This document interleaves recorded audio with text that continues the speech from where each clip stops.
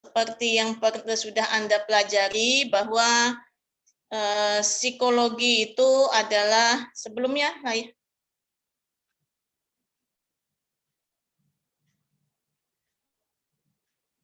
slide sebelumnya, ya. Jadi psikologi itu adalah ilmu yang tergolong muda, tetapi orang di sepanjang sejarah telah memperhatikan masalah psikologi ini sebenarnya, karena sebenarnya psikologi kan awalnya dasarnya adalah cabang ilmu filsafat gitu ya. Jadi seperti Plato dan Aristoteles itu sudah mulai memperhatikan tentang psikologi atau tentang perilaku manusia, meskipun pada saat itu psikologi belum disebut sebagai ilmu psikologi. Nah, setelah Plato dan Aristoteles itu ada Augustine ya, yang dianggap tokoh besar karena perhatiannya dan keingintahuannya tentang psikologi. Kemudian juga ada Descartes ya, mengajukan teori bahwa hewan itu adalah mesin yang dapat dipelajari sebagaimana mesin lainnya dan memperkenalkan konsep kerja refleks. Dapat dikatakan bahwa sejarah psikologi ini sejalan dengan perkembangan intelektual di Eropa dan mendapatkan bentuk pragmatisnya di benua Amerika. Jadi memang awalnya adalah di benua Eropa, mulai berkembang tentang psikologi itu, lalu kemudian merambah ke benua Amerika. Gitu. Next. Nah, kalau kita melihat dari sejarahnya, jadi rentetannya itu seperti ini. Dari sejarah Eropa, terus kemudian masuk ke zaman Yunani kuno itu, terus masuk ke zaman kekaisaran Romawi ya hingga abad pertengahan. Kemudian ada masa Renaissance ya. Kalau Anda belajar sejarah di IPS kalau tidak salah waktu di SMA. Nah, ini adalah mulai bagiannya sejarah psikologi sebagai bagian filsafat dan ilmu semu. Di sini sudah mulai pembahasan tentang psikologi. Baru kemudian di dekade yang kedua setelah masa Renaissance itu, yaitu di akhir abad ke-19 sampai dengan abad ke-20, di situ mulai berkembang berbagai macam sains, kemudian juga berkembang sains yang lebih modern, yang lebih banyak dilakukan secara eksperimen gitu ya, terus kemudian dilakukan secara natural, bukan hanya seperti masa-masa sebelumnya berdasarkan pemikiran, konsep-konsep pemikiran, konsep-konsep perenungan di cabang ilmu filsafat ya. Ini juga dimulai kemudian pada masa munculnya laboratorium di Leipzig gitu ya. Kemudian psikologi itu sebagai bagian dari ilmu faal karena pada saat itu banyak para tokoh yang memahami psikologi itu awalnya adalah dari eksperimen terhadap hewan. Jadi lebih kepada hewan ya, dokter-dokter yang mempelajari ilmu-ilmu faal, kemudian mereka lebih memperhatikan ke masalah perilaku selain dari masalah fisik yang dipahami. Jadi di sini psikologi mulai sampai akhir abad ke-19 itu mulailah psikologi itu berdiri sebagai ilmu yang mandiri. Nah, di awal abad ke-20 mulai muncul berbagai macam aliran, terutama aliran fungsionalisme, strukturalisme, behaviorisme, dan psikoanalisa. Nah, di sini juga sudah mulai muncul adanya sekolah yang membahas tentang berbagai macam pembahasan-pembahasan mengenai aliran ini. Next.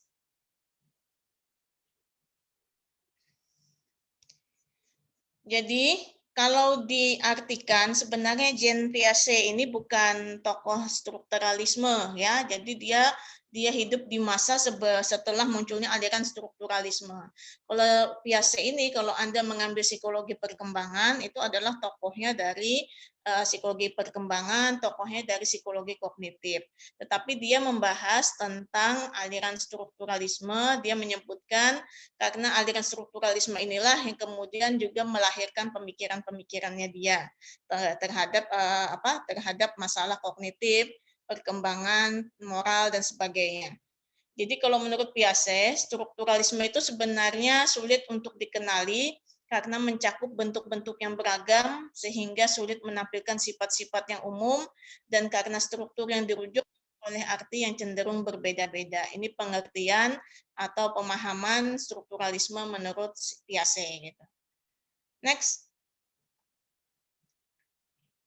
Nah, kalau dilihat dari istilahnya struktur, struktur itu adalah sistem transformasi yang mengandung kaidah sebagai sistem dan melindungi diri atau memperkaya diri melalui peran transformasi-transformasinya tanpa keluar dari batas-batas atau menyebabkan masuknya unsur-unsur luar.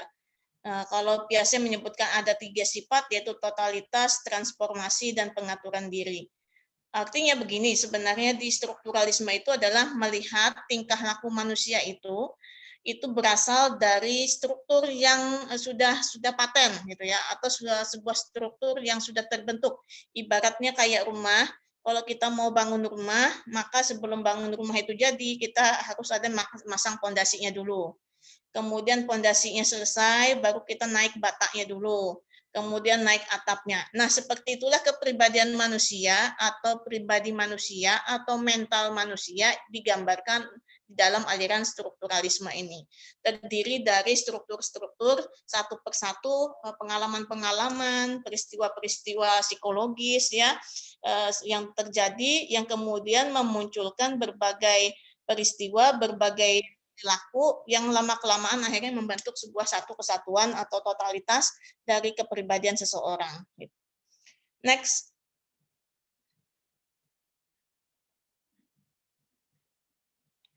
Jadi kalau menurut Piaget, totalitas itu adalah terdiri atas sebuah unsur-unsur atau unsur-unsur itu berkaitan satu sama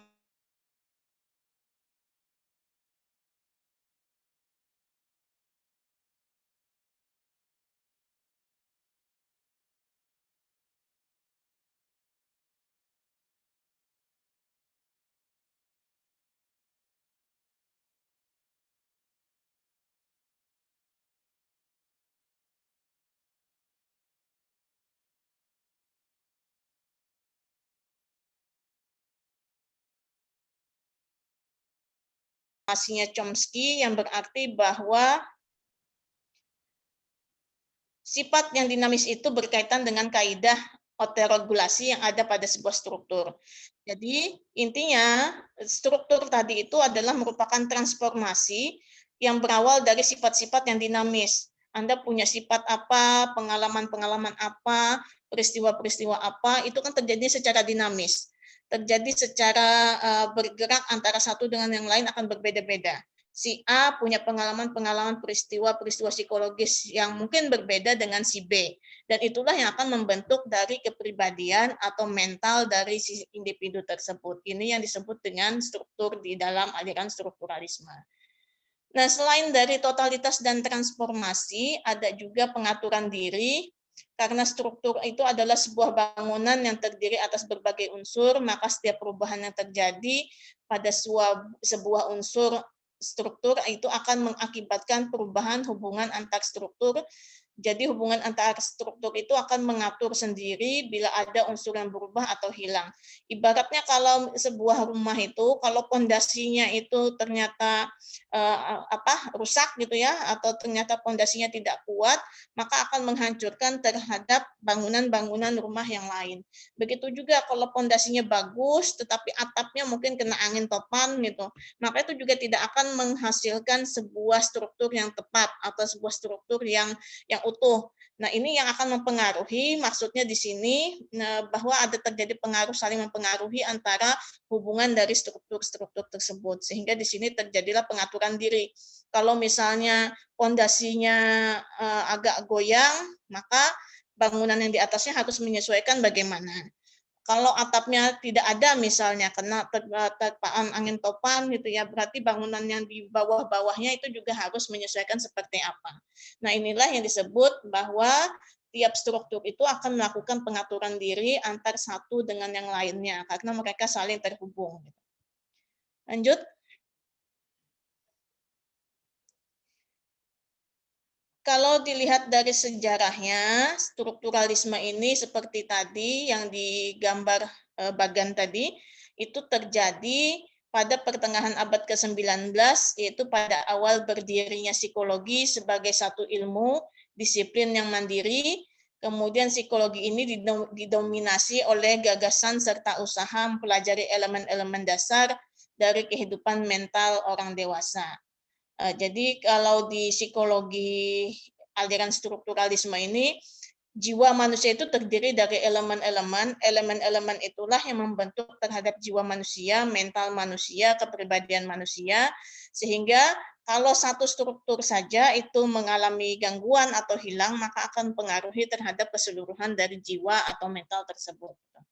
Nah, melalui penelitiannya, di sini sudah mulai masuk ke penelitian berdasarkan laboratorium dengan menggunakan metode introspeksi, di mana kalau sebelumnya itu adalah cabang ilmu filsafat dengan perenungan-perenungan, aliran strukturalisme juga masih kena pengaruhnya dari cabang ilmu filsafat itu, yaitu dengan melakukan introspeksi. Artinya di sini individu ditanya apa yang menyebabkan kamu berperilaku seperti ini, kemudian dia akan bercerita bahwa pengalamannya waktu kecil bagaimana, pengalaman dia waktu remaja seperti apa, ketika dia sudah masuk usia dewasa bagaimana. Nah, itulah pengalaman-pengalaman itu atau elemen-elemen itulah yang kemudian membentuk jiwa atau perilaku individu tersebut. Jadi berdasarkan introspeksi, bertanya terhadap diri sendiri, mempertanyakan, bercerita terhadap pengalaman-pengalaman sebelumnya. Tokohnya yang terkenal di sini adalah Wilhelm Wundt. Masih ingat Anda kalau di pelajaran sebelumnya gitu ya, dengan Ibu Marina, siapa Wilhelm Wundt ini? Ada? Bapak psikologi, Bu. Psikologi, karena dialah yang pertama kali menemukan atau membuat laboratorium psikologi. Jadi jangan sampai dilupakan si Wilhelm Wundt ini, karena jasanya sangat besar, terutama dalam penelitian-penelitian tentang ilmu psikologi.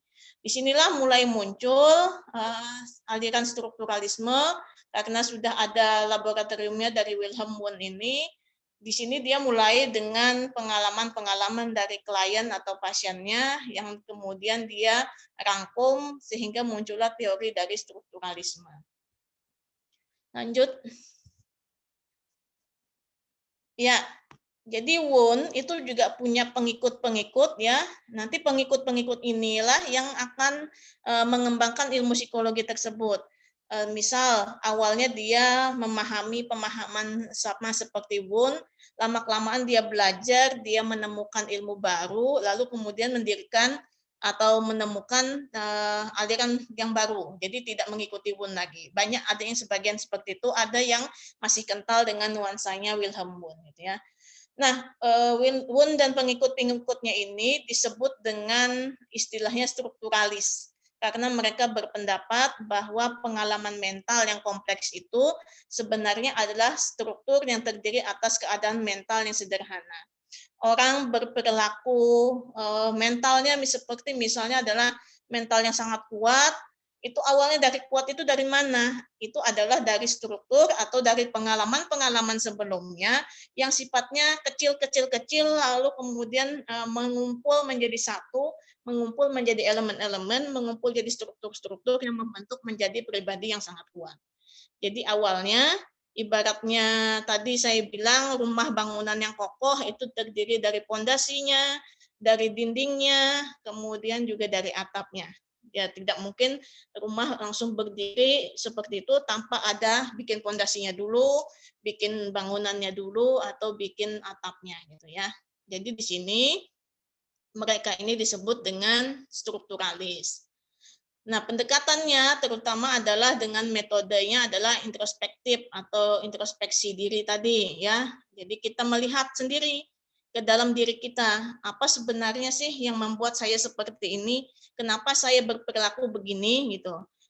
Nah, kemudian pengalaman-pengalaman itu kita refleksikan, kita kembalikan ke pengalaman-pengalaman sebelumnya, kita introspeksi diri kita, apa yang terjadi sebelum-sebelumnya, itulah yang membentuk pribadi individu.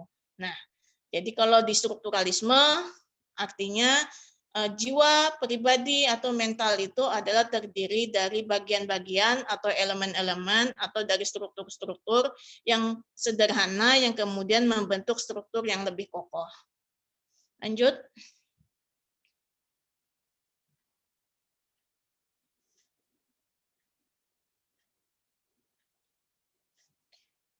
pendapat kaum strukturalis, jadi di kaum strukturalis ini adalah dianggap sebagai pemahaman baru pada waktu itu ya, karena sudah mulai keluar dari cabang ilmu filsafat itu berdiri mandiri. Nah, di sini mereka menganggap bahwa untuk mempelajari kejiwaan itu kita harus mempelajari isi dari struktur kejiwaan. Kalau kita ingin tahu jiwanya manusia itu seperti apa, maka kita harus lihat bagian-bagian yang kecil-kecilnya supaya kita bisa melihat jiwa itu seperti apa, kenapa dia begitu, apa isinya di dalamnya. Jadi Wundt menggunakan metode introspeksi atau mawas diri di dalam istilahnya orang Indonesia seringkali ya menyebutkan mawas diri. Itu adalah orang-orang yang menjalani percobaan, diminta untuk menceritakan kembali pengalamannya atau perasaannya setelah dia melakukan eksperimen. Nah, ketika dia mengalami suatu peristiwa, lalu ditanya, tadi bagaimana rasanya? Tadi apa yang dilakukan? Gitu. Tadi bagaimana menghadapinya, bereaksinya seperti apa? Jadi ditanya kembali. Sama seperti misalnya Anda saat ini sedang kuliah mata kuliah psikologi umum 1. Setelah selesai saya memberikan materi, lalu saya bertanya ke Anda, apa tadi yang dirasakan ketika kuliah? Bagaimana tadi perkuliahannya? Terus apa saja yang Anda lakukan selama perkuliahan? Nah, itu adalah merupakan strukturalis gitu. Sehingga sebelum Anda mencapai bahwa pemahaman yang utuh tentang ilmu psikologi atau pemahaman utuh tentang materi hari ini, maka Anda ditanya dulu pengalaman-pengalaman sebelumnya. Itu yang dilakukan si Wundt dengan pengikut-pengikutnya, melakukan eksperimen dengan metode introspeksi. Nah, jadi di sini ada contohnya juga kepada orang yang melakukan percobaan, ditunjukkan sebuah warna atau bentuk, setelah itu diminta untuk mengatakan apakah bentuk itu indah, menarik, ataukah tidak menarik. Jadi ditanya, menarik, kenapa menarik? Dia akan bercerita. Kenapa tidak menarik? Dia akan bercerita. Jadi di situ lalu diambil kesimpulan oleh Wundt dan kawan-kawannya bahwa orang tersebut melakukan perilaku tersebut berpandangan seperti itu adalah terjadi karena pengalaman-pengalaman dia dalam mempersepsikan sesuatu. Lanjut. Cirinya dari aliran strukturalismenya Wundt ini adalah penekanannya pada analisis atau proses kesadaran yang dipandang terdiri dari elemen-elemen dasar, usahanya menemukan hukum-hukum yang membawahi hubungan antar elemen kesadaran tersebut, kemudian jadi dia disebut juga di aliran strukturalisme ini dengan aliran elementalisme. Ada yang menyebutkan aliran strukturalisme ini dengan istilah aliran elementalisme. Nah, Wundt ini dia sangat terkenal gitu ya karena dia punya banyak buku. Kalau Anda rajin sebenarnya cari di Google itu, cari Wilhelm Wundt, nanti akan keluar berbagai macam bacaan gitu ya. Terus kemudian nanti dia punya buku. Lanjut, coba lanjut. Dia punya buku, silakan lanjut slide-nya. Dia punya buku tentang psikologi yang di situ ada bab per bab, nanti Anda bisa download di situ. Kalau Anda rajin Anda bisa download. Dan sampai sekarang tuh masih bisa di-download saya lihat gitu ya. Nah, di sini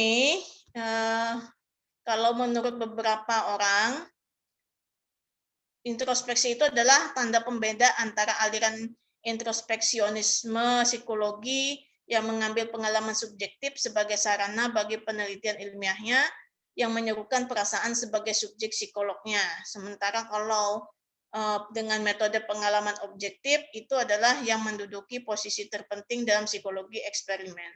Kalau di strukturalisme dia masih berdasarkan introspeksi diri, tetapi eksperimennya adalah dengan melihat bagaimana pengalaman-pengalaman dari individu atau orang-orang tersebut yang mengikuti eksperimennya dia. Jadi pengalamannya sifatnya objektif dan dilakukan dengan secara introspeksi.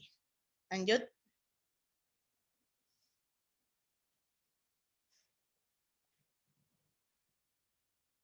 Selain Wilhelm Wundt, jadi ada juga ya Titchener ini juga terkenal.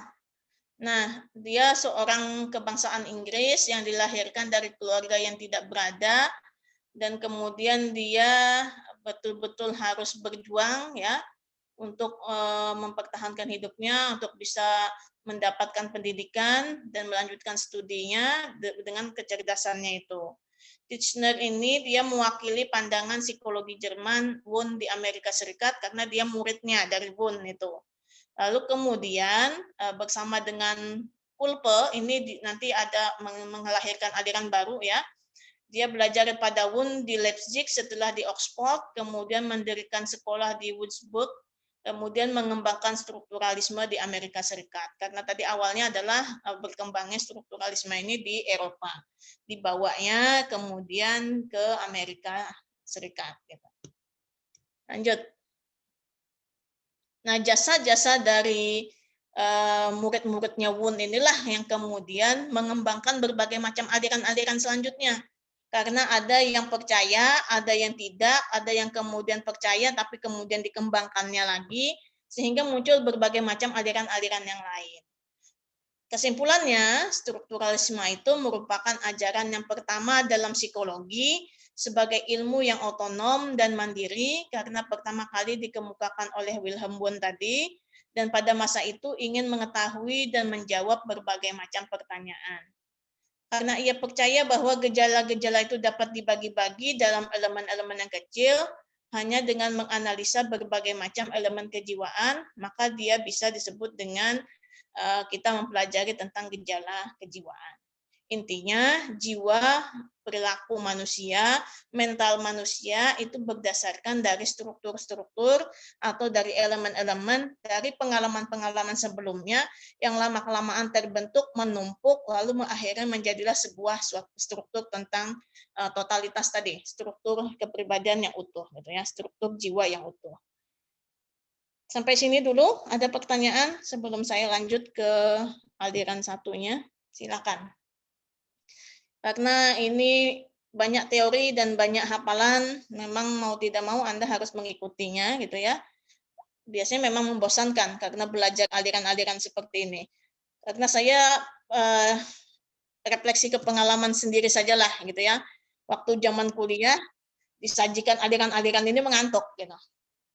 Karena apa? Diceritain dosennya kan mengantuk. Ini baru pertama kali itu biasanya belum terlalu mudeng gitu ya. Baru pertama kali belajar psikologi itu sudah ketemu langsung aliran-aliran ini biasanya langsung mumetnya tuh keluar gitu. Jadi pelan-pelan kita belajar pelan-pelan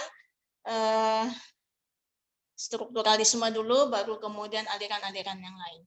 Silakan kalau ada yang mau bertanya. Ibu izin bertanya, perkenalkan saya Indah Mutia Hanifa dari kelas A. Tadi Ibu ada bilang keadaan mental yang sederhana. Maksudnya itu gimana ya, Bu? Terima kasih. Ya, baik. Nah, keadaan mental sederhana itu adalah peristiwa-peristiwa sederhana yang kita lalui dalam kehidupan sehari-hari. Dan di situ kita kemudian bereaksi terhadap peristiwa-peristiwa tersebut. Jadi muncullah mental-mental kita terhadap peristiwa-peristiwa tersebut. Contoh misalnya, Anda hari ini kuliah, mengalami pengalaman kuliah. Nah, di situ kan muncul pengalaman. Mungkin pertama kali ketemu pembahasan tentang aliran ini, waduh kok susah sekali gitu. Atau aduh membosankan sekali. Itu adalah pengalaman mental gitu ya.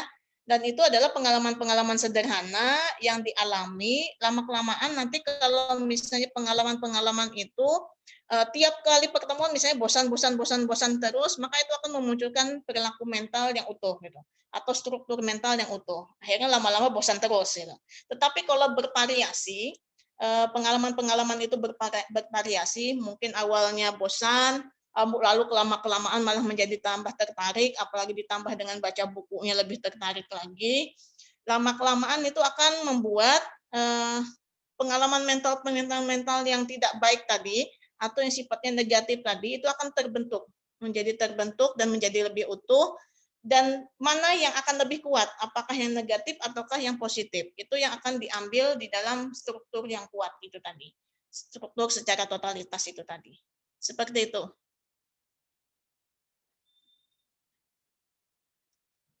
Bagaimana? Cukup jelas, Ibu. Terima kasih banyak. Baik, ada lagi? Oke, mudah-mudahan bisa mengikutinya Permisi, ya. Bu. Ya, Izin bertanya, Bu. Sebelumnya perkenalkan nama saya Syifan Kamila dari kelas B. Sebelumnya mohon maaf juga, Bu, saya izin off-cam.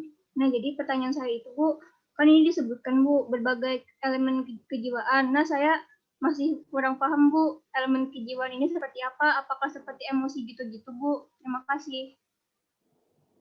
ya sama saja seperti yang tadi.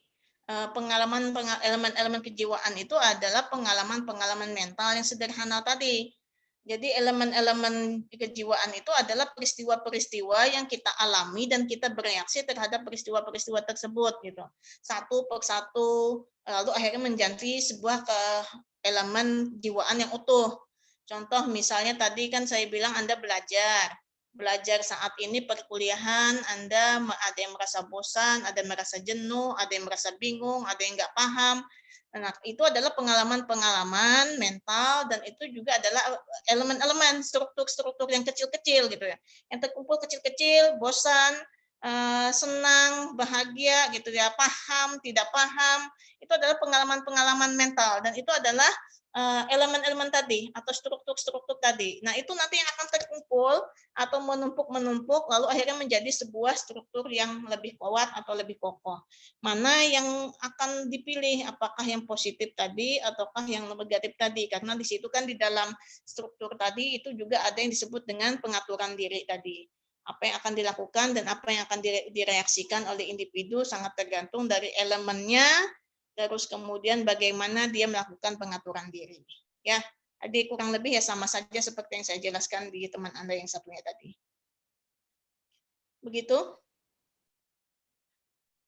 Sudah jelas, Bu. Terima kasih banyak. Oke, baik. Kita langsung lanjut ke fungsionalisme. Silakan di next. Nah, selain dari aliran strukturalisme, muncullah juga aliran fungsionalisme.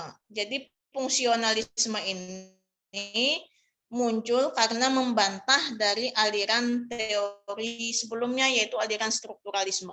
Karena merasa aliran strukturalisme itu terlalu kaku, seperti seolah-olah kalau dilihat mental manusia itu hanyalah karena elemen-elemennya saja, karena pengalaman-pengalaman mentalnya saja, dan tidak melihat dari fungsinya, fungsinya dari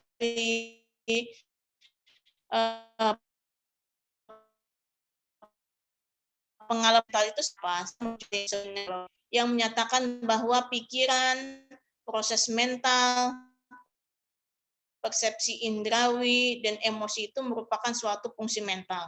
Jadi sebenarnya yang dikatakan oleh aliran strukturalisme itu sebagai elemen-elemen mental, itu dikatakan di aliran fungsionalisme itu adalah fungsi mental.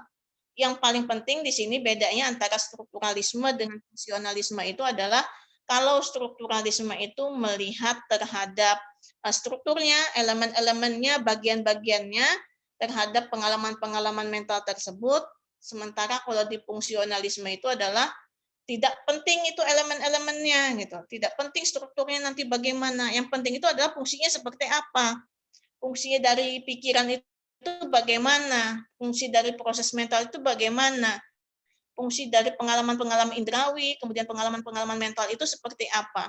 Jadi tidak melihat strukturnya di aliran ini, tetapi adalah lebih melihat ke fungsional. Fungsinya apa? Fungsinya kita berpikir apa? Fungsinya kita mengalami pengalaman tidak menyenangkan itu apa? Fungsinya kita mempersepsikan sesuatu itu apa? Kemudian fungsinya kita merasakan bosan, jenuh, dan segala macam itu apa? Itu yang dilihat di aliran fungsionalisme. Lanjut.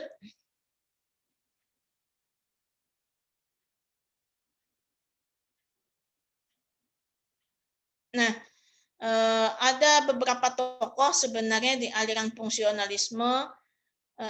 Nanti kita akan lihat siapa tokohnya, tetapi ada beberapa definisi yang menyebutkan bahwa fungsionalisme itu adalah sebagai suatu jenis psikologi yang menggarisbawahi fungsi-fungsi dan bukan hanya fakta-fakta dari fenomena mental atau berusaha menafsirkan fenomena mental dalam kaitannya dengan peranannya yang dimainkannya dalam kehidupan organisme tersebut.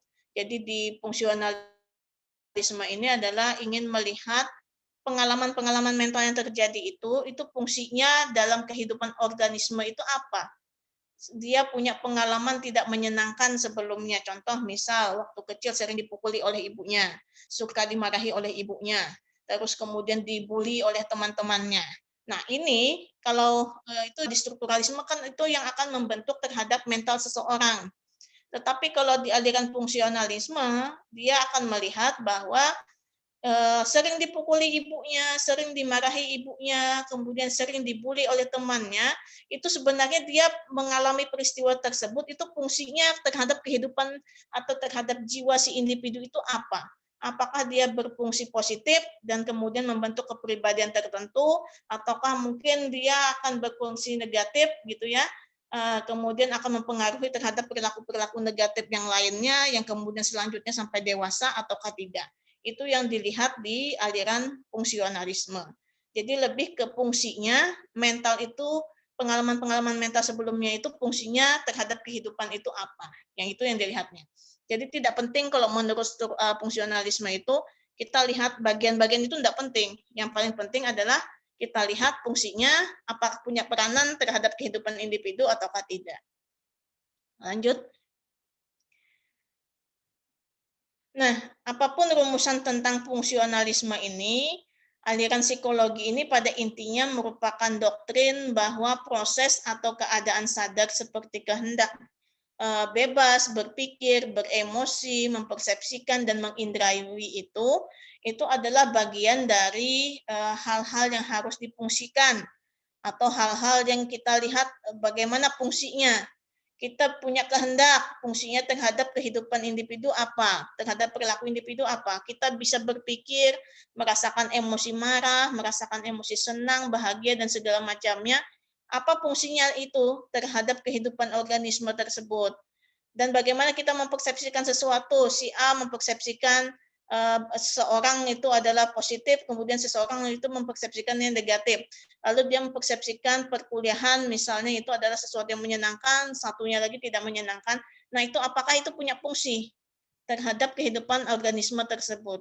Jadi kalau dianggap itu punya fungsi, maka disitulah itu punya peranan terhadap kehidupan, gitu ya. Tapi kalau tidak punya fungsi, maka kenapa bisa tidak punya fungsi? Apa yang salah di situ? Semuanya dikaitkan dengan fungsi terhadap peristiwa-peristiwa sebelumnya, peristiwa-peristiwa yang terjadi dalam diri individu itu terhadap organisme tersebut, terhadap individu tersebut, terhadap diri kita sendiri. Dilihat dari fungsinya. Lanjut. Jadi sesuai dengan namanya, fungsionalisme itu adalah mempelajari fungsi dari tingkah laku dan proses mental, dan tidak hanya mempelajari terhadap strukturnya. Di sini tokohnya tadi banyak ya, ada William James, ini yang mulai mengembangkan tentang fungsionalisme. Kemudian ada Angel, kemudian ada John Dewey gitu ya. Nah, ini yang banyak mengembangkan pemahaman-pemahaman fungsionalisme. Dan pemahaman-pemahaman mereka ini yang kemudian dipakai oleh aliran-aliran selanjutnya untuk bisa lebih berkembang sampai dengan sekarang. Lanjut.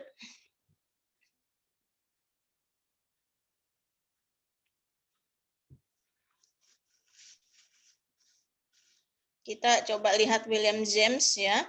Jadi James ini tuh sekitar tahun 1842 sampai dengan 1910. Sepertinya kita belum lahir. Ya memang belum lahir gitu ya. Itu James adalah filsuf dan psikologi Amerika yang lahir di New York ya. Ia adalah saudara dari novelis Harry James. Nggak tahu juga siapa Harry James ini, tapi mungkin sepertinya novelis yang terkenal waktu zaman itu gitu ya. Jadi William James ini menempuh pendidikannya di Harvard Universitas, kemudian di Medical College gitu ya di Harvard. Kemudian dia mengajar di fisiologi, psikologi, dan filsafat di Harvard gitu ya. Jadi kuliahnya di Harvard, Anda kalau tahu kan sudah tahu saja kalau ini adalah universitas yang terkenal gitu ya di dunia gitu. Lanjut.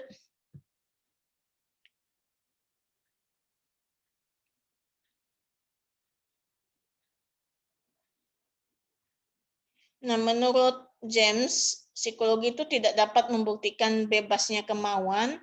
Bila psikologi itu bekerja sama dengan determinisme, dapatlah ia melokalisasi suatu pilihan bebas, akan tetapi psikologi tidak dapat menggunakan konsep itu begitu saja karena konsep itu atau determinisme itu adalah hipotesis yang bekerja di belakang sains dan merupakan bagian dari pengetahuan agama. Jadi kalau menurut James itu dia berpendapat bahwa kita itu tidak bisa bebas berpendapat, kita tidak bisa bebas berkehendak atau berkemauan atau bertindak, karena sebenarnya di dalam psikologi manusia itu sendiri, itu juga ada unsur-unsur yang lain yang melatar belakanginya. Salah satunya adalah karena adanya konsep determinisme itu, yaitu tentang bahwa sains, tingkah laku dari manusia itu adalah sumbernya salah satunya adalah dari pengetahuan tentang agama. Nah, kalau menurut James ini dia tidak melepas dari pandangan-pandangan tentang agama atau pengajaran-pengajaran di agama yang itu yang akan membentuk pribadi atau mental individu. Lanjut.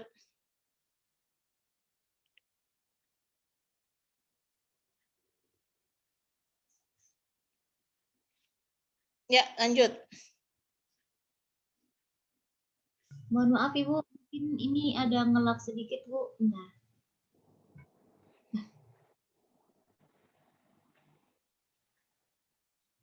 Apakah sudah? Nah, ini, ya, sudah. Nah, ini yang maksud saya, nanti kalau Anda rajin ya, Anda buka Google. Nah, tadi ada Wilhelm Wundt, coba cari apa buku-buku atau tulisan-tulisannya atau konsep-konsepnya. Terus kalau di William James ini sampai sekarang ini juga banyak. Saya pernah mendownload ini sebagian tapi tidak sampai selesai karena banyak sekali. Dia terdiri dari berbagai macam chapter-chapter gitu ya. Judulnya adalah Principle of Psychology. Jadi di sini dia sudah mempertanyakan tentang antara pemahaman rasional dengan dilema dari determinisme tadi atau dilema tentang kaitannya dengan pengetahuan agama tadi. Lalu buku selanjutnya ada Sentiment of Rationality gitu ya. Kalau Anda rajin mendownload, silahkan di-download, coba cari di Google, bagus itu buat pengetahuan dibaca-baca. Mudah-mudahan tidak bosan bacanya. Lanjut.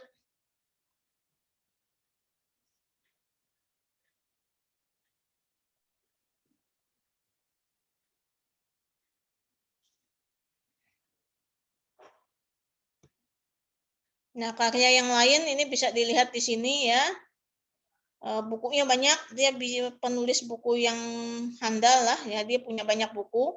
Buku-bukunya ini, pengajaran-pengajarannya ini, pemahaman-pemahaman dia tuangkan dalam buku, kemudian buku-bukunya ini berkembang, dibaca oleh orang banyak, lalu muncullah tadi berbagai macam pandangan-pandangan baru, baik yang mendukung maupun tidak mendukung terhadap karyanya William James ini, yang kemudian akhirnya tadi akan memunculkan teori-teori baru dan pemikiran-pemikiran baru serta aliran-aliran baru, seperti salah satunya adalah aliran behavioristik, psikoanalisa, terus Gestalt dan sebagainya. Ya, lanjut.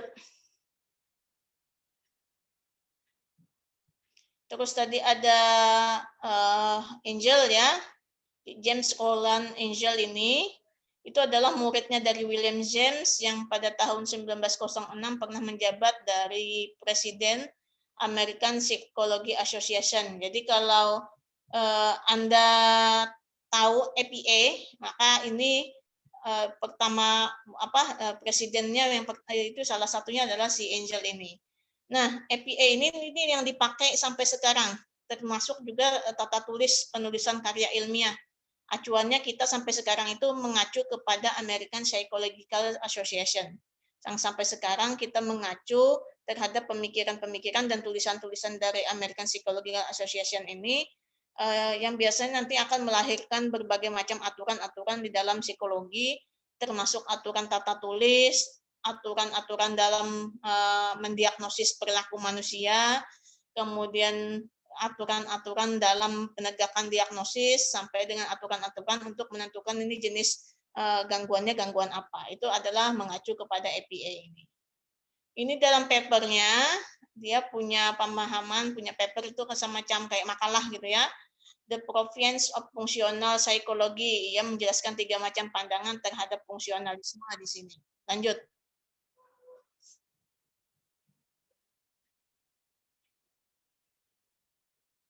Ini yang dijelaskan oleh si Angel itu tadi adalah fungsionalisme itu adalah psikologi tentang mental operation sebagai awal lawan dari psikologi tentang elemen-elemen mental. Jadi intinya dia menyebutkan bahwa fungsionalisme itu bertentangan dengan strukturalisme, di mana kalau fungsionalisme lebih ke operasi mental itu seperti apa, tetapi kalau di strukturalisme lebih melihat kepada elemen-elemen mentalnya. Terus kemudian fungsionalisme itu adalah psikologi tentang kegunaan dasar dari kesadaran yang jiwa merupakan perantara antara kebutuhan-kebutuhan organisme dengan lingkungannya, yang di sini khususnya adalah dalam keadaan emergensi atau dari kesadaran yang emergensi. Jadi kita akan melihat bagaimana sebenarnya fungsi dari kesadaran tersebut ketika kita melakukan suatu tindakan, suatu perilaku, di situ kita akan melakukan kesadaran. Saat ini misalnya Anda belajar, Anda sedang kuliah, maka di situ Anda sedang melakukan proses kesadaran gitu ya. Kan tidak mungkin ada yang tidak sadar di dalam kelas sekarang ini. Oh, saya tidak sadar masuk Zoom dan kuliah, kan tidak mungkin itu. Semuanya adalah dilakukan secara sadar. Jadi keadaan kesadaran inilah yang kemudian kita akan melihat fungsinya apa. Fungsinya Anda sadar belajar, masuk ke dalam keperkuliahan ini, masuk ke link Zoom ini, itu fungsinya apa. Nah, di sini itu yang disebut oleh Angel tadi itu adalah sebagai fungsi tentang kegunaan dasar dari kesadaran tersebut, di mana ini kaitannya antara kebutuhan dengan lingkungan. Anda butuh belajar, lingkungan menyediakannya, lalu muncul kesadaran yang disebut dengan emergensi saat ini kita harus seperti apa. Mungkin ada sebagian yang mengantuk, lapar, apalagi bosan, tidak tertarik, dan sebagainya. Tetapi ada satu keadaan emergensi di mana kita mengharuskan ini adalah sedang perkuliahan. Kalau kita perkuliahan maka kita harus konsentrasi, fokus gitu ya, memperhatikan, mengamati gitu ya. Terus kemudian juga di situ terjadi proses berpikir. Nah, ini adalah keadaan emergensi tadi, emergensi dari kesadaran tersebut. Karena pada saat tertentu kadang-kadang memang ada yang perilaku yang kita tidak bisa emergensi, tetapi ada suatu perilaku yang ini memang harus emergensi dari kesadaran tersebut. Contohnya belajar. Saat ini Anda sedang belajar, sedang kuliah, kan tidak mungkin kalau Anda terus mengembangkan perilaku atau sikap yang tadi, bosan, mengantuk, lapar, tidak konsentrasi, kan tidak mungkin. Karena kalau Anda kembangkan terus itu, Anda pertahankan itu, maka nanti kuliahnya tidak akan dapat apa-apa. Maka dalam keadaan seperti itu, ini harus dilakukan emergensi terhadap kesadaran. Nah, berarti harus segera dikembalikan kesadarannya kita, segera digunakan fungsinya, disadari bahwa fungsinya terhadap perilaku yang sekarang dialami, fungsinya terhadap peristiwa yang sekarang dialami, terkait dengan adanya kebutuhan di organisme, dengan keadaan di lingkungan yang menyediakan proses pembelajaran perkuliahan, itu yang harus dimunculkan di dalam perilaku kita saat ini. Terus yang ketiga, lanjut.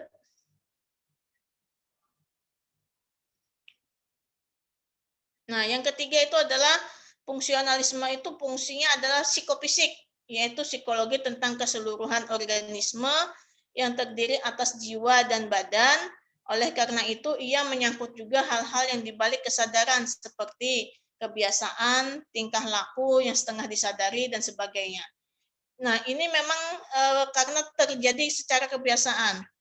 Misalnya Anda ketika belajar, maka seringkali ada muncul kebiasaan sambil mencoret-coret buku gitu. Ayo supaya sekarang lagi coret-coret buku gitu ya.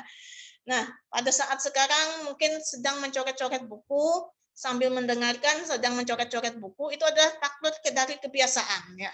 Nah, ini yang disebut dengan psikofisik, yaitu psikologi tentang keseluruhan organisme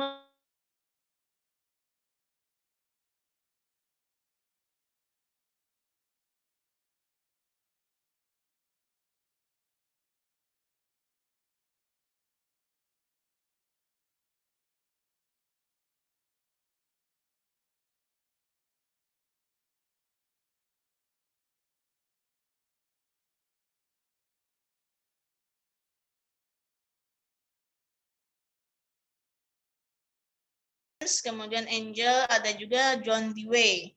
Anda mungkin pernah mendengar ini, tokoh ini? Pernah dengar? Ini terkenal sekali. Jadi John Dewey ini itu adalah sebenarnya dasarnya dia itu adalah ilmu pendidikan atau seorang pendidik gitu ya. Dia juga disebut juga dengan psikolog, kemudian ahli etika, dan dia juga seorang yang filosof Amerika. Lahirnya di Vermont gitu ya, Burlington, Vermont. Tahun 1859, ini kita belum lahir juga gitu ya, jadi tidak berkawan kita dengan beliau, tapi paling nggak kita kenal dengan pemahaman-pemahaman beliau sampai dengan tahun 1905 ya. Nah, 20 tahun kemudian ia tamat dari Universitas Vermont, kemudian mengajar di sekolah pemerintah di Pennsylvania gitu ya. Kemudian juga dia melanjutkan pendidikan filsafatnya di Universitas Hopkins ya, John Hopkins. Tahun 1884 ia mendapatkan gelar doktor filsafat dari universitas tersebut dan kemudian ia menjadi tenaga pengajar filsafat di Universitas Michigan. Selain juga menjabat sebagai guru besar filsafat di Universitas Minnesota selama setahun. Kemudian dia tinggal di Michigan, bertugas sebagai ketua jurusan ilmu filsafat. Jadi dasarnya memang ilmunya filsafat ya. Karena lama-lama menyadari bahwa perenungan-perenungan itu adalah berdasarkan perilaku-perilaku sebelumnya yang terjadi pada individu, maka kemudian akhirnya muncullah psikologi itu tadi.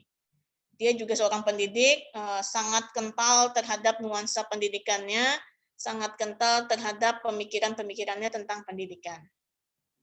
Lanjut.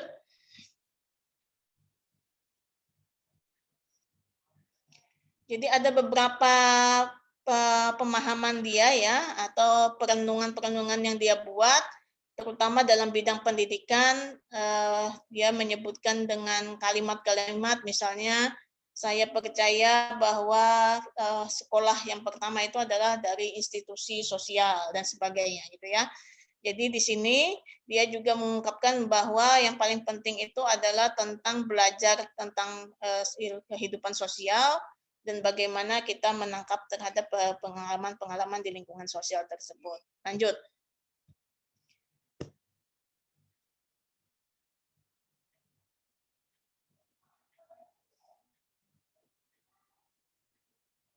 Nih, ini yang tadi, yang perenungan-perenungan dia tadi. Ya, sama saja. Jadi perenungan-perenungan dia tadi, kalau di bahasa Indonesia kan itu ya, dia itu percaya bahwa sekolah itu terutama adalah tentang lembaga sosial, sehingga sekolah itu adalah suatu proses hidup dan bukan suatu persiapan untuk hidup yang akan datang. Pendidikan itu adalah metode fundamental dari kemajuan dan pembaharuan sosial. Jadi kalau mau terjadi perubahan, maka pendidikan harus dilakukan perubahan. Terus seluruh pendidikan itu mulai dari partisipasi individu dalam kesadaran sosial dari ras manusia, dan pendidikan itu adalah peraturan dari proses untuk sampai pada partisipasi dalam kesadaran sosial itu. Ya, lanjut.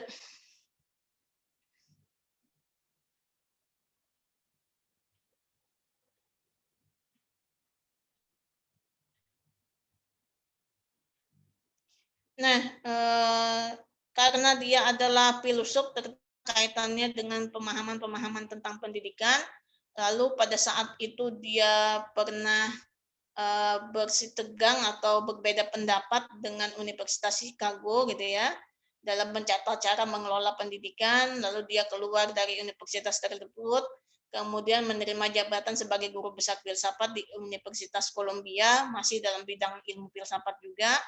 Selama 26 tahun di Columbia, reputasi nasional dan internasionalnya telah menjadikannya bekerja dengan kelompok-kelompok seperti dari Asosiasi Filsafat Amerika, terus pendiri dan ketuanya yang pertama terhadap American Association of University Professor, dan Persatuan Guru ya, dan Persatuan Kebebasan Sipil Amerika dan sebagainya. Banyak dia ikut organisasi. Di situ dia masuk terhadap pemikiran-pemikirannya tentang pendidikan dan tentang psikologi itu, terutama kaitannya dengan fungsionalisme itu. Ya, lanjut.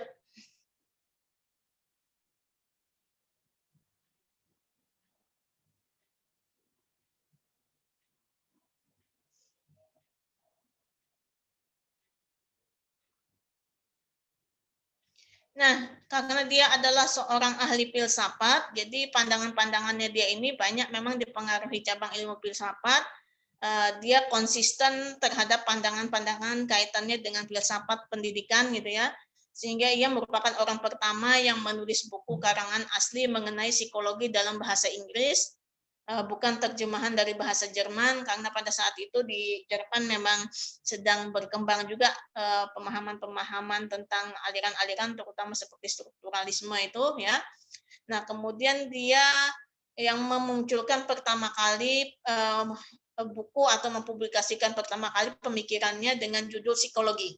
Sehingga dari sinilah istilah psikologi itu mulai muncul ya olehnya John Dewey ini dianggap sebagai penulisan pertama yang perkenalkan aliran fungsionalisme di Amerika Serikat. Nah, jadi lebih pemahaman tentang fungsionalisme dia bawa pindah dari Eropa ke Amerika Serikat dengan berbagai macam publikasinya terhadap tulisan-tulisannya, dan yang paling terkenal ketika dia menulis tentang buku yang judulnya adalah Psikologi.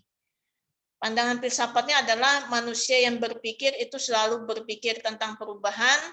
Ia akan menentang pendapat bahwa manusia sebaiknya pasif dan membiarkan segala sesuatu di sekitarnya sebagaimana adanya.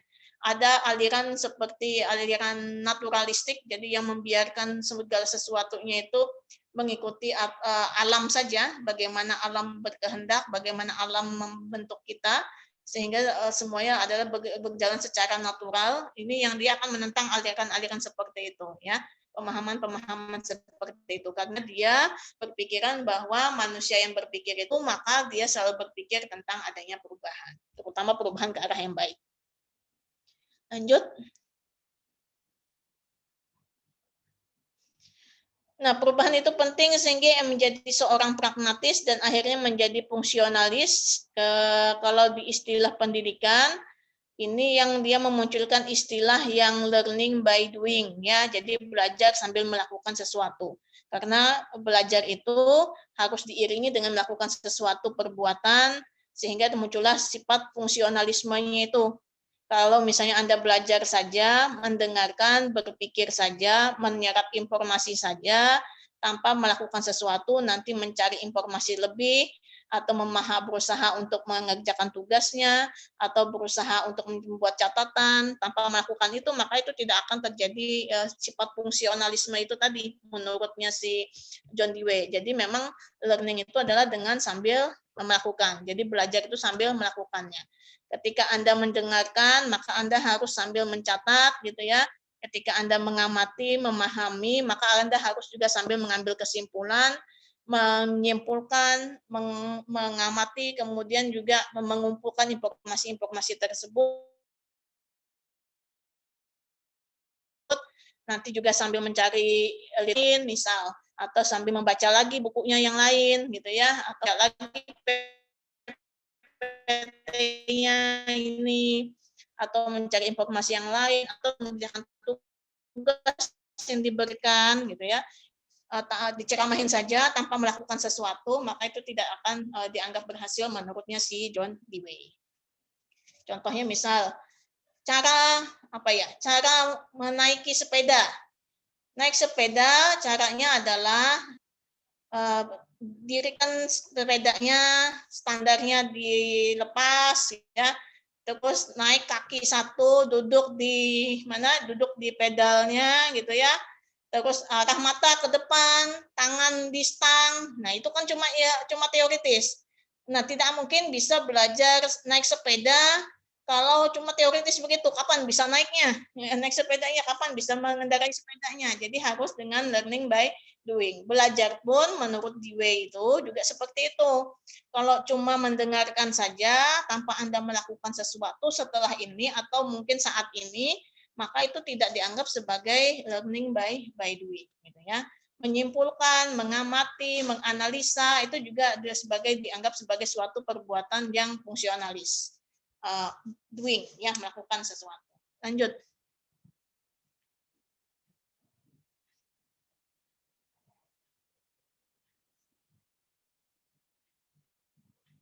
Ini karyanya banyak ya, kata kebacaan nanti baca sendiri saja. Jadi bukunya banyak, mulai dari tahun berapa itu? 1988 sampai dengan tahun 1929. Dia banyak menulis buku, terutama kaitannya dengan pendidikan tadi, tentang etika, moral, ya. Terus kemudian juga tentang sekolah, bagaimana anak sekolah, bagaimana harusnya sekolah, bagaimana lingkungan sekolah, bagaimana lingkungan sosial itu. Terus juga menulis buku tentang inteligensi yang kreatif dan segala macam, ya. Banyak yang dia tulis, buku-bukunya, karya-karyanya yang sampai sekarang itu banyak dinikmati oleh orang lain, terutama masyarakat, ya. Terus kemudian ini juga akhirnya menjadi landasan munculnya teori-teori baru. Lanjut.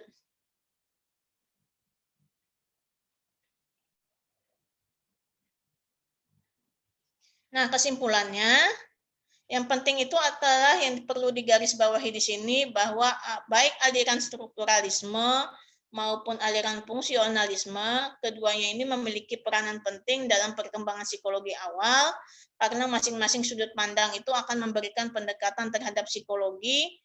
Dua aliran ini dianggap sebagai aliran psikologi yang berkompetensi pada masanya, dan psikologi ini juga kian berkembang, bidang lain juga berkembang. Tahun 1920, aliran strukturalisme dan fungsionalisme ini digantikan oleh 3 aliran yang lebih baru, yaitu ada aliran psikoanalisa, Gestalt, dan behavioristik.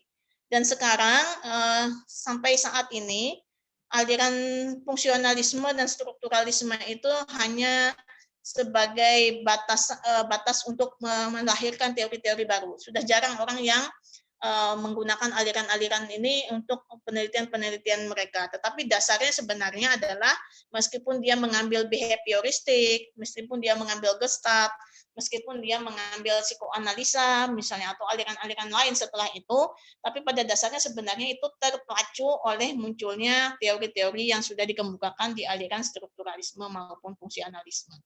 Meskipun tidak diambil secara keseluruhan lagi, tetapi masih ada nuansanya itu, terutama misalnya kayak di psikoanalisa itu introspeksi itu masih digunakan gitu ya. Terus di aliran Gestalt juga pemikiran-pemikiran, di aliran behavioristik terhadap tingkah laku manusia itu juga masih didasari oleh pemahaman-pemahaman sebelumnya, tetapi tidak ada yang totalitas masih menggunakan fungsionalisme ataupun strukturalisme karena sudah bergeser zamannya dan diperbaharui oleh teori-teori yang baru. Saya rasa itu untuk yang aliran fungsionalisme dengan aliran strukturalisme. Silahkan kalau ada yang mau bertanya. Izin bertanya, Ibu. Iya. Sebelumnya, apakah suara ulun terdengar dengan jelas? Iya, terdengar. Perkenalkan, nama saya Ahmad Fauzi dengan NIM 201091421007 dari kelas A. Jadi sebelumnya itu kan Bu, di dalam aliran strukturalisme ada tokoh yang namanya Titchener. Beliau itu pergi ke Amerika Serikat dengan tujuan mengembangkan strukturalisme di Amerika Serikat. Tapi setelah ulun lihat di aliran fungsionalisme, itu tuh rata-rata tokohnya itu merupakan orang Amerika Serikat. Jadi apakah strukturalisme di Amerika Serikat itu tidak diterima, Bu? Terima kasih, Bu. Ya, jadi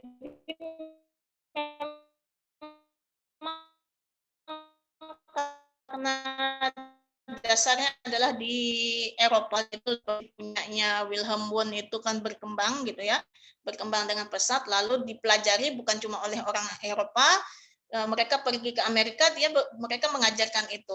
Lebih ciri khasnya kan lebih bebas ketimbang orang Eropa gitu ya. Orang Amerika ini bebas berpikirnya, bebas kritisnya, tidak seperti yang orang Eropa mungkin aturan-aturannya banyak. Di Amerika itu kalau kan lebih bebas karena benua baru gitu ya. Nah, di sini memang muncul kritis itu tadi. Salah satunya adalah mengkritisi terhadap pandangan-pandangan aliran strukturalisme ya, akhirnya muncul fungsionalisme. Di Eropa mungkin pada saat itu strukturalisme itu lagi tren, tetapi ketika dibawa ke Amerika, orang Amerika tidak langsung yang serta-merta mengambil atau percaya terhadap aliran strukturalisme itu berlagi gitu. Pikir bahwa bukan yang penting itu bukan elemen-elemennya, tetapi adalah yang penting bagaimana fungsinya. Munculnya sebenarnya hampir berbarengan antara strukturalisme dengan fungsionalisme. Biasalah kalau orang ngasih teori baru kan, begini-begini teori langsung ada saja yang komentar, oh ini bukan begitu.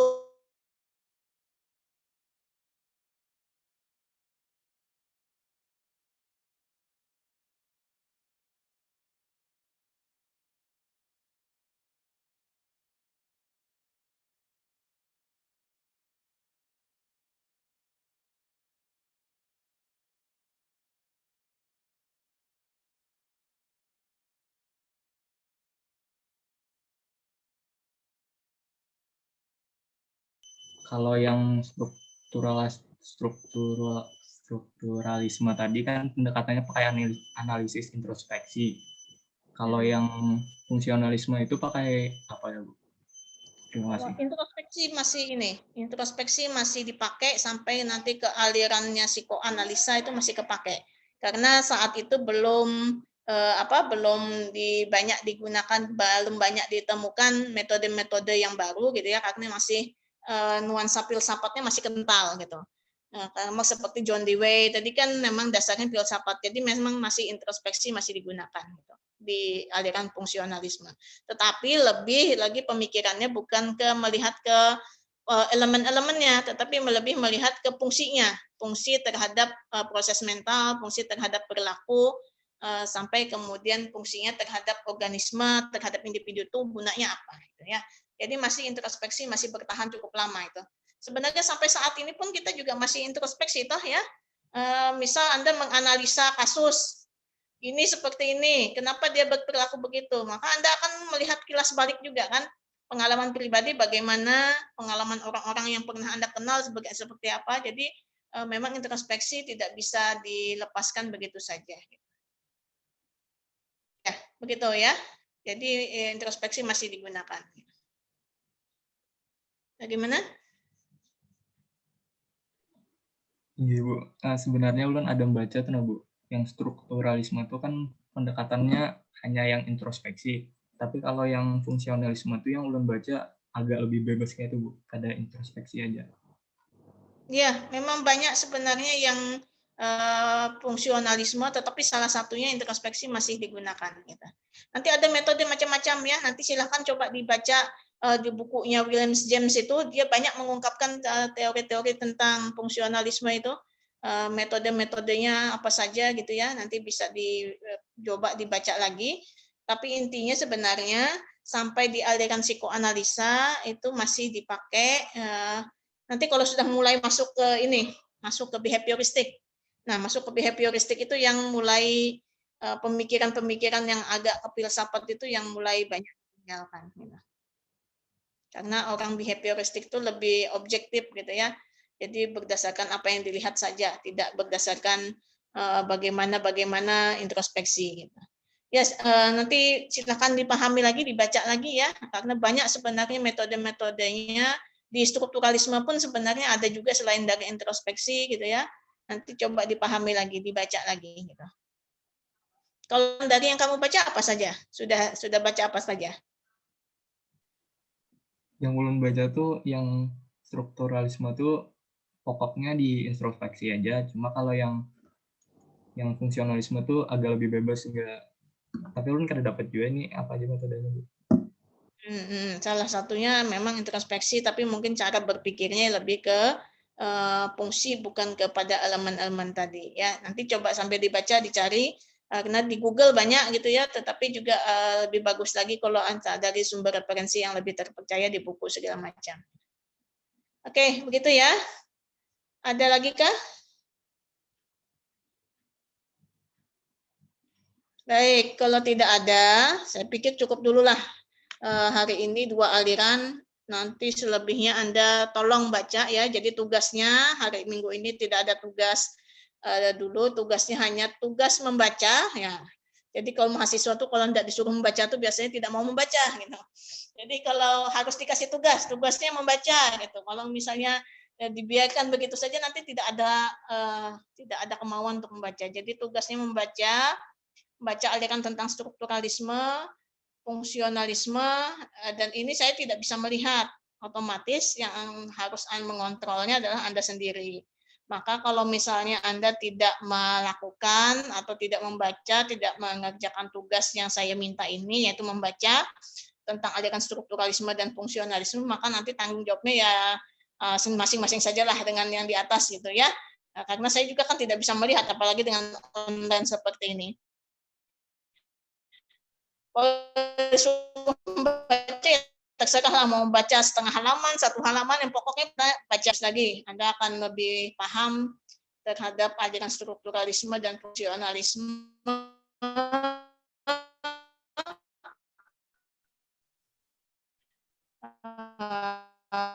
Baca di Google sekarang banyak, tapi di chat psikologi juga banyak gitu ya, makalah-makalahnya siswa psikologi. Nah, minggu depan kita sudah masuk ke psikoanalisa. Jadi ini akan agak berbeda dengan aliran strukturalisme dan fungsionalisme. Minta tolong juga Anda baca juga tentang aliran psikoanalisa. Karena psikoanalisa ini aliran terkenal dan sampai sekarang masih dipegang teguh, terutama untuk mengatasi masalah-masalah gangguan klinis gitu ya, analisme dan psikoanalisa. Minggu depan kita masuk ke psikoanalisa. Begitu, saya pikir cukup dulu hari ini. Jangan lupa ya, tugasnya dikerjakan terutama ya, meskipun mengerjakannya hanya membaca sendiri-sendiri masing-masing, saya tidak minta merangkum karena belum waktunya. Nanti ada saja tugas, jangan khawatir, namanya kuliah di psikologi itu tugasnya banyak gitu ya. Apalagi semester 1 mulai banyak. Nanti semakin meningkat semesternya tugasnya semakin banyak. Sampai puncaknya itu nanti di semester 5 itu puncaknya banyak tugas. Jadi siap-siap saja ya. Di psikologi memang banyak tugasnya karena seperti tadi katanya John Dewey, learning itu harus dengan by doing.